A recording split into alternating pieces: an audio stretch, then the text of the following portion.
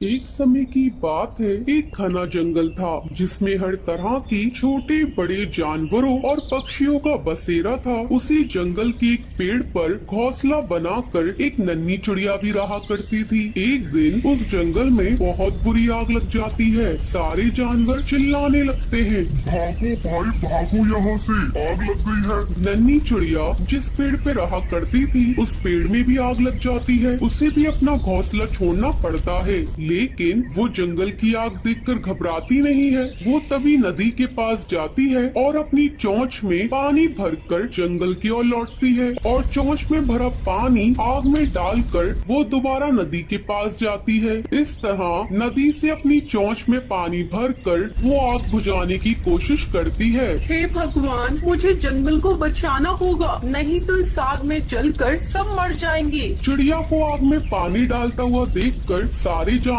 उस पर हंसने लगते हैं और कहते हैं, अरे चिड़िया रानी, ये क्या कर रही हो? चोंच भर पानी से जंगल की आग बुझा रही हो। पागलपन छोड़ो और अपनी जान बचाकर भागो। जंगल की आग ऐसे नहीं बुझेगी। उनकी बात सुनकर नन्ही चिड़िया बोली, तुम लोगों को भागना है तो भागो, मैं नहीं भागूंगी। ये जंगल मेरा घर है और मैं अपने घर को बचाने के लिए अपनी पूरी कोशिश करूंगी, फिर कोई मेरा साथ दे ना दे। चिड़िया की बात सुनकर सभी जानवरों का सर शर्म से झुक जाता है। उन्हें अपनी गलती का एहसास हो गया था। सबने नन्ही चिड़िया से माफी मांगी। हमें माफ कर दो चिड़िया रानी, तुम सही कह रही हो। जंगल हमारा घर है, इसे बचाना हमारा फर्ज है। फिर सभी जानवर उसके साथ जंगल में लगी आग बुझाने की कोशिश करते हैं। आखिर में उनकी मेहनत रंग लाती है और जंगल की आग बुझ जाती है। फिर सब चिड़िया रानी से कहते हैं, शुक्रिया चिड़िया रानी, आज तुम्हारी हिम्मत की वजह से ये जंगल बच पाया है।